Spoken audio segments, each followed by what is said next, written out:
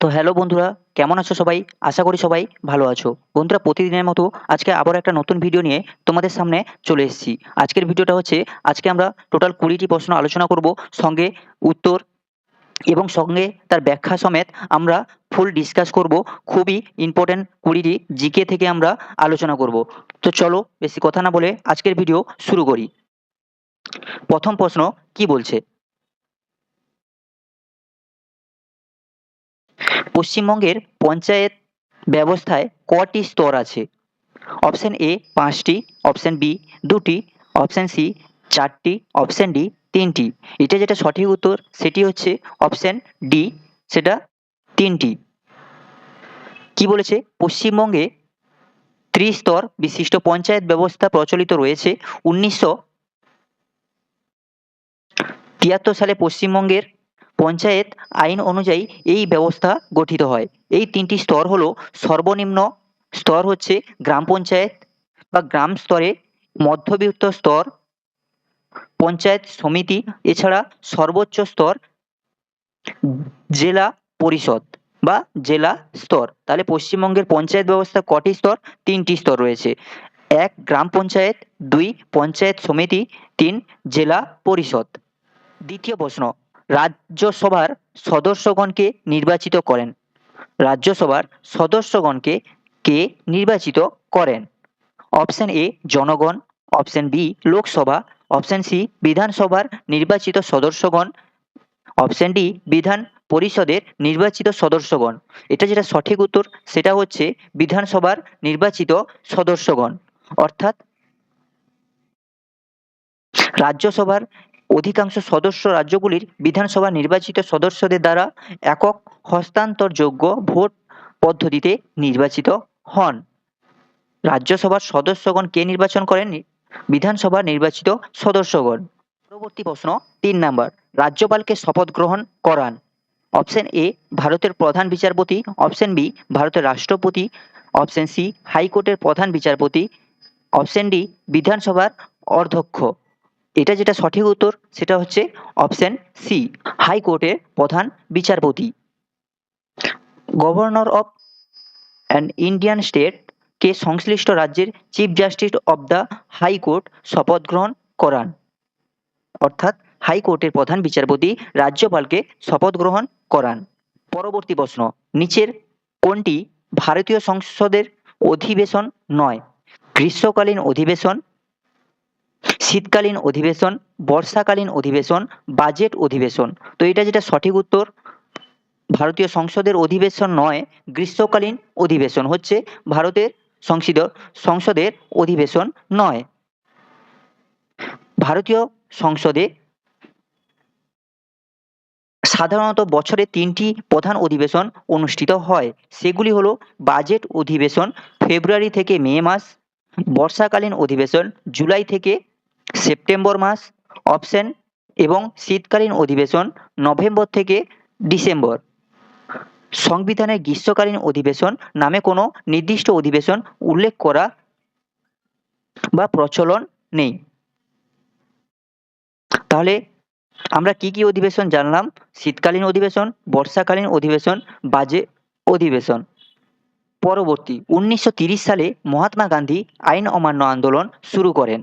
সেবাগ্রামে, ডান্ডিতে, সবরমতীতে, ওয়ার্ধাতে। অর্থাৎ এটা যেটা সঠিক উত্তর সেটি হচ্ছে ডান্ডিতে।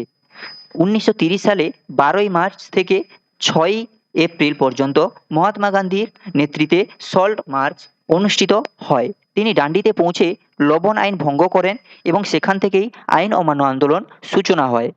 তাহলে ১৯৩০ সালে মহাত্মা গান্ধী আইন অমান্য আন্দোলন শুরু করেন ডান্ডিতে।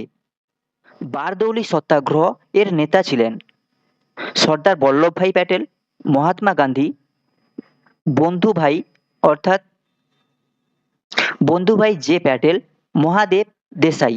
তো এটা যেটা সঠিক উত্তর সেটা হচ্ছে সর্দার বল্লভভাই প্যাটেল বারদৌলি সত্যাগ্রহের নেতা ছিলেন। ১৯২৮ সালে বারদৌলি সত্যাগ্রহ এর নেতৃত্ব দেন সর্দার বল্লভভাই প্যাটেল। এই আন্দোলনের সাফল্যের জন্য তাকে সর্দার উপাধি দেওয়া হয়। কাকে সর্দার উপাধি দেওয়া হয়েছিল? সর্দার বল্লভভাই প্যাটেলকে। কেন দেওয়া হয়েছিল? এই আন্দোলন অর্থাৎ বারদৌলি সত্যাগ্রহ আন্দোলনের সাফল্যের জন্য তাকে সর্দার উপাধি দেওয়া হয়েছিল। কোন ভিটামিন ভাইরাল ইনফেকশন চিকিৎসার জন্য কার্যকর? Vitamin C, vitamin A, vitamin B, vitamin K. যেটা সঠিক উত্তর সেটা হচ্ছে ভিটামিন সি। কাজিরাঙ্গা জাতীয় পার্ক অবস্থিত? Option A Himachal Pradesh, option B Uttar Pradesh, option C কর্ণাটকে, অপশন ডি অসমে। যেটা সঠিক উত্তর সেটা হচ্ছে অসমে। কাজিরাঙ্গা জাতীয় পার্ক অসমে অবস্থিত, অর্থাৎ কাজিরাঙ্গা ন্যাশনাল পার্ক ভারতের অসম রাজ্যে অবস্থিত। এটি একশৃঙ্গ গন্ডার জন্য বিশ্ববিখ্যাত এবং এটি একটি ইউনেস্কো ওয়ার্ল্ড হেরিটেজ সাইট। তাহলে কাজিরাঙ্গা জাতীয় পার্ক অবস্থিত অসমে। কোন ভারতীয় মহিলা প্রথম এভারেস্ট জয় করেন? জুনকো তাবেই, বাচেন্দ্রী পাল, অরথি সাহা, এম এস ম্যারি কম। যেটা সঠিক উত্তর সেটা হচ্ছে বচেন্দ্রী পাল প্রথম ভারতের এভারেস্ট জয় করেন। 1984 সালে মাউন্ট এভারেস্ট শৃঙ্গে আরোহণ করে প্রথম ভারতীয় মহিলা হিসাবে ইতিহাস গড়েন। পরবর্তী, ভারত এবং শ্রীলঙ্কার মধ্যে কোন প্রণালী অবস্থিত? বেরিং প্রণালী, হরমুজ প্রণালী, পক প্রণালী, মালাক্কা প্রণালী। যেটা সঠিক উত্তর ভারত ও শ্রীলঙ্কার মধ্যে যে অবস্থিত সেটা হচ্ছে পক প্রণালী। যেখানে পক প্রণালী ভারতের তামিলনাড়ু উপকূলে, শ্রীলঙ্কা উত্তর উপকূলের মধ্যে অবস্থিত। এটি ভারত মহাসাগর ও বঙ্গোপসাগরে জলরাশিকে সংযুক্ত করে। কে না পক প্রণালী ভারতের তামিলনাড়ু উপকূলে ও শ্রীলঙ্কার উত্তর উপকূলের মধ্যে অবস্থিত। এটি ভারত মহাসাগর ও বঙ্গোপসাগরে জলরাশিকে সংযুক্ত করে। পরবর্তী, কোন শিল্পকে উদীয়মান শিল্প বলা হয়? পাট শিল্প, বয়ান শিল্প, পেট্রোকেমিক্যাল শিল্প, চা শিল্প। যেটা সঠিক উত্তর সেটা হচ্ছে পেট্রোকেমিক্যাল শিল্প। কি বলেছে? যে শিল্প দ্রুত বিকাশ লাভ করে এবং ভবিষ্যতে ব্যাপক সম্ভাবনা রাখে তাকে উদীয়মান শিল্প বলা হয়। পেট্রোকেমিক্যাল শিল্প কে প্লাস্টিক, সিনথেটিক ফাইবার, সার, রাবার সহ বহু গুরুত্বপূর্ণ পণ্য তৈরি হয়, তাই এটিকে উদীয়মান শিল্প বলা হয়। এছাড়াও পাট শিল্প হচ্ছে ঐতিহ্যবাহী শিল্প, বয়ন শিল্প হচ্ছে প্রাচীন শিল্প এবং চা শিল্প হচ্ছে কৃষিভিত্তিক শিল্প। পরবর্তী প্রশ্ন, ম্যানোমিটার যন্ত্রের দ্বারা চাপ মাপা হয় জলের, তেলের, গ্যাসের, বায়ুমণ্ডলের। যেটা সঠিক উত্তর সেটি হচ্ছে গ্যাসের চাপ মাপা হয় ম্যানোমিটার যন্ত্রের সাহায্যে। তাহলে অপশন সি সঠিক উত্তর। কি ব্যাখ্যা কি বলেছে? ম্যানোমিটার হলো এমন একটি যন্ত্র যা সাধারণত গ্যাস বা আবদ্ধ তরলের চাপ পরিমাপ করতে সাহায্য করে। তাহলে ম্যানোমিটার যন্ত্রের সাহায্যে চাপ মাপা হয়। পরবর্তী, কাজিরাঙ্গা জাতীয় পার্ক অবস্থিত হিমাচল প্রদেশ, উত্তরপ্রদেশ, কর্ণাটক, অসম। তো কাজিরাঙ্গা জাতীয় পার্ক হচ্ছে অসমে অবস্থিত। কাজিরাঙ্গা ন্যাশনাল পার্ক ভারতের অসম রাজ্যে অবস্থিত। এটি একশৃঙ্গ গন্ডারের জন্য বিশ্ববিখ্যাত, ইউনেস্কো ওয়ার্ল্ড হেরিটেজ সাইট হিসাবে স্বীকৃত। তাহলে কাজিরাঙ্গা জাতীয় পার্ক অসমে অবস্থিত। পরবর্তী প্রশ্ন, কলকাতার হিন্দু কলেজ কে প্রতিষ্ঠা করেন? হেনরি ডিরোজিও, ঈশ্বরচন্দ্র বিদ্যাসাগর, কেশবচন্দ্র সেন, রাজা রামমোহন রায়। তো যেটা সঠিক উত্তর সেটা হচ্ছে রাজা রামমোহন রায়। কি বলেছে ব্যাখ্যা? হিন্দু কলেজ বর্তমান নাম যেটা প্রেসিডেন্সি কলেজ বা ইউনিভার্সিটি। 1817 সালে, এই সালটাও খুবই গুরুত্বপূর্ণ যে হিন্দু কলেজ কবে প্রতিষ্ঠিত হয়েছিল? 1817 সালে প্রতিষ্ঠিত হয়েছিল। রাজা রামমোহন রায় গুরুত্বপূর্ণ ভূমিকা পালন করেন। আধুনিক শিক্ষার প্রসারে তার অবদান অসামান্য। তাহলে হেনরি ডিরোজিও কি কলেজ? হিন্দু কলেজের শিক্ষক ছিলেন, প্রতিষ্ঠাতা তিনি ছিলেন না। ঈশ্বরচন্দ্র বিদ্যাসাগর শিক্ষাবিদ ও সমাজ সংস্কারক তিনি ছিলেন। কেশবচন্দ্র সেন ব্রাহ্ম সমাজের নেতা ছিলেন। পরবর্তী 15 নাম্বার, কলকাতায় মেট্রো রেল পরিষেবা চালু হয় কত সালে? 1984 সালে, 1981 সালে, 1975 সালে, 1979 সালে। এটা যেটা সঠিক উত্তর অপশন এ, 1984 সালে কলকাতার মেট্রো রেল পরিষেবা চালু হয়। কলকাতা মেট্রো রেল ভারতের প্রথম মেট্রো রেল। মেট্রো রেল অর্থাৎ কলকাতায় মেট্রোর প্রথম পরিষেবা 24শে অক্টোবর 1984 সালে এসপ্লানেড থেকে ভবানীপুর, বর্তমান নেতাজি ভবন স্টেশন মধ্যে চালু হয়। অর্থাৎ এসপ্ল্যানেড থেকে ভবানীপুর, অর্থাৎ যার বর্তমান নাম নেতাজি ভবন পর্যন্ত চালু হয়েছিল 1984 সালে। 24শে অক্টোবর কলকাতা প্রথম চালু হয়েছিল 1984 সালে। পরবর্তী প্রশ্ন, নিম্নবর্ণিত কোন রোগটি ব্যাকটেরিয়া দ্বারা সৃষ্টি হয় না?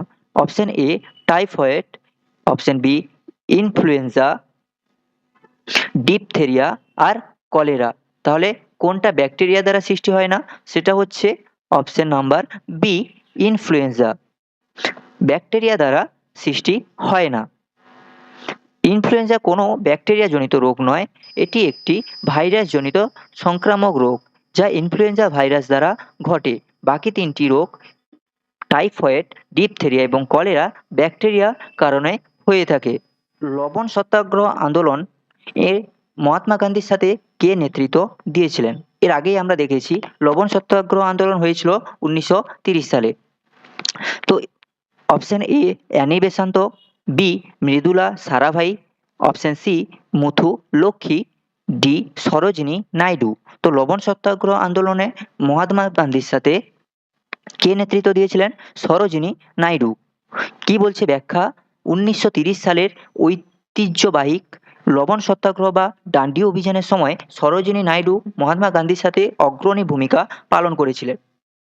বিশেষত 5ই মে 1930-এ গান্ধীজি ব্রিটিশ সরকারের হাতে 1930 সালে মহাত্মা গান্ধী গ্রেপ্তার হওয়ার পর তিনি আব্বাস তৈয়বজির সাথে এই আন্দোলনের হাল ধরেন।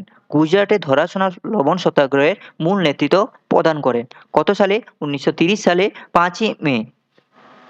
পরবর্তী প্রশ্ন, কর্কটক্রান্তি রেখা যে জেলার উপর দিয়ে গেছে? Option A Cooch Behar, option B Malda, Nadia, Dakshin 24 Pargana. তো এটা যেটা সঠিক উত্তর সেটা হচ্ছে নদিয়া। নদিয়ার উপর দিয়ে কর্কটক্রান্তি রেখা গেছে। তাহলে কর্কটক্রান্তি রেখা 23.5 অক্ষরেখা বরাবর পশ্চিমবঙ্গের মোট 5টি জেলা উপর দিয়ে গেছে। এই জেলাগুলো পুরুলিয়া, বাঁকুড়া, পূর্ব বর্ধমান, পশ্চিম বর্ধমান এবং নদিয়া ওপর দিয়ে। এছাড়া বাকি জেলাগুলোর উপর দিয়ে এই রেখা যায়নি।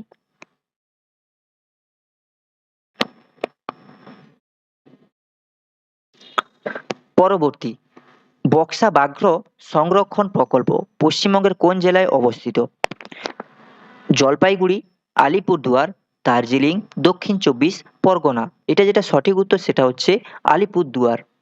অর্থাৎ বক্সা ব্যাঘ্র সংরক্ষণ প্রকল্প। কি বলছে? বক্সা ব্যাঘ্র সংরক্ষণ প্রকল্পে পশ্চিমবঙ্গের উত্তর ভাগে অবস্থিত আলিপুরদুয়ার জেলায় অবস্থিত। 2014 সালে জলপাইগুড়ি জেলা ভেঙে আলিপুরদুয়ার নতুন জেলা হিসাবে গঠিত হওয়ার পর এই বনাঞ্চলটি আলিপুরদুয়ার জেলার অধীনে পড়ে। এটি 1983 সালে ভারতের 15তম ব্যাঘ্র প্রকল্প হিসাবে আত্মপ্রকাশ করে। তাহলে বক্সা ব্যাঘ্র সংরক্ষণ প্রকল্প পশ্চিমবঙ্গের কোন জেলায় অবস্থিত? আলিপুরদুয়ার। আলিপুরদুয়ার। পরবর্তী প্রশ্ন, বাংলা রেনেসাঁসের জনক কাকে বলা হয় বা কাকে অভিহিত করা হয়? Option A Raja Rammohan Roy, option B Pandit Ishwarchandra Vidyasagar, option C Michael Madhusudan Dutta, option D prince Dwarkanath Tagore. এটা যেটা সঠিক উত্তর সেটা হচ্ছে রাজা রামমোহন রায়। রাজা রামমোহন রায়কে বাংলার রেনেসাঁসের জনক বলে অভিহিত করা হয়। কেন বলা হয়? কারণ তিনি ঊনবিংশ শতাব্দীতে বাংলার সমাজ সংস্কারক, সতীদাহ প্রথা বিলোপ এবং কুসংস্কার প্রতিরোধ এবং আধুনিক শিক্ষার প্রসারে তিনি অগ্রণী ভূমিকা পালন করেছিলেন বলে রাজা রামমোহন রায়কে বাংলার নবজাগরণ বা বাংলার রেনেসাঁসের জনক বলা হয়। কি বলেছে ব্যাখ্যা? রাজা রামমোহন রায়কে বাংলার নবজাগরণের বা রেনেসাঁসের জনক বলা হয় কারণ ঊনবিংশ শতাব্দীতে বাংলার সমাজ সংস্কারক সতীদাহ প্রথা কত সালে তিনি করেছিলেন? 1829 সালে তিনি সতীদাহ প্রথা রদ করেছিলেন। কে রদ করেছিলেন? এটাও খুবই ইম্পর্টেন্ট, রাজা রামমোহন রায়। এছাড়া কুসংস্কার প্রতিরোধ, আধুনিক শিক্ষার প্রসার, এটাও খুব ইম্পর্টেন্ট কারণ আধুনিক শিক্ষার প্রসার কে ঘটিয়েছিল? কারণ রাজা রামমোহন রায় ঘটিয়েছিলেন, তিনি অগ্রণী ভূমিকা পালন করেছিলেন। তো বন্ধুরা, এই ছিল আজকের মতো ভিডিও। যদি ভিডিওটা ভালো লাগে একটা লাইক, শেয়ার ও সাবস্ক্রাইব করো প্রতিনিয়ত নতুন নতুন এইরকম ভিডিও পেতে। আজকের পর্যন্ত এতটুকুই, দেখা হচ্ছে পরবর্তীতে আবার একটা নতুন ভিডিও নিয়ে।